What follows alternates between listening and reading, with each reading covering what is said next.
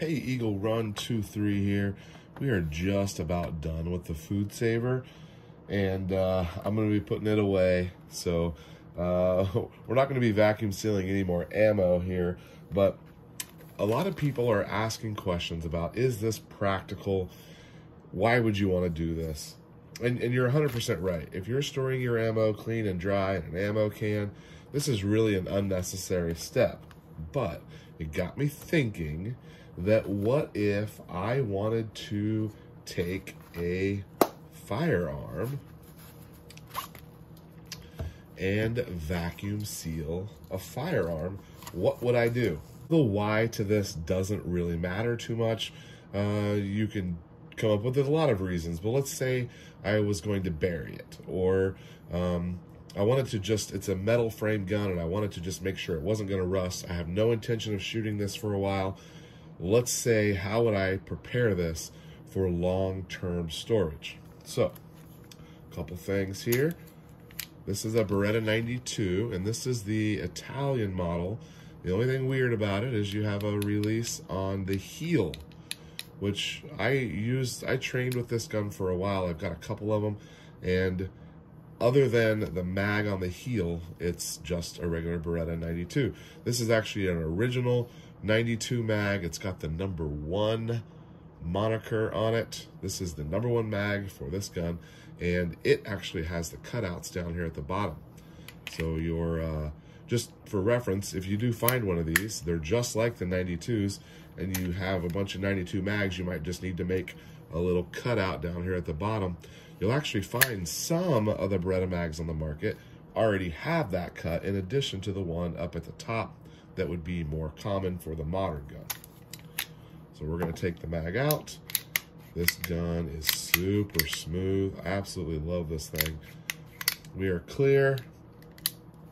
Oh, it does have a decocker. I forgot. I've been doing striker fire stuff for so long, I forgot about a decocker.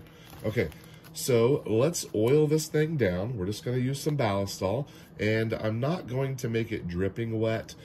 We recently cleaned this gun, so the insides are all oiled. If you wanted to start from the beginning, field strip this, oil it down. We're just going to do the outside. We have some spray ballistol. Love this stuff. This is a metal gun, but the frame is aluminum. Okay, so I just kind of blotted it down. I kind of left it a little oily, which I think is going to be great.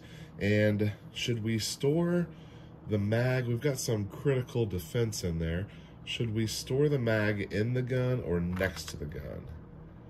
I think we should go for next to the gun. I'm going to lightly do this mag as well.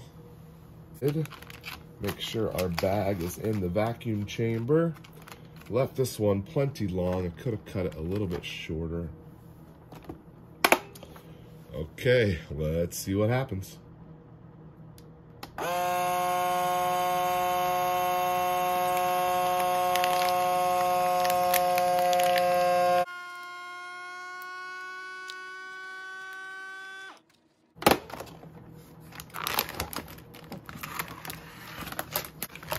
All right, that's kind of cool looking. Tuck this back behind it. Now, if you were going to do this for real, you could maybe put a little note on there with a Sharpie about when it was done on it in a year or something, maybe 2 years, and see if it held its seal, and maybe check it for rust, things like that. Probably could have put an oxygen absorber in there or a desiccant. Certainly can do that if you've got one and you're worried about it. But I think this is kind of cool. Proof of concept is definitely there. No real reason you'll do this if you didn't have a specific reason to do it. So, oh, it even sucked up into the mag well there a little bit. All right, that's kind of cool. All right, Eagle Run 2-3. Thanks for watching. We'll see you next time.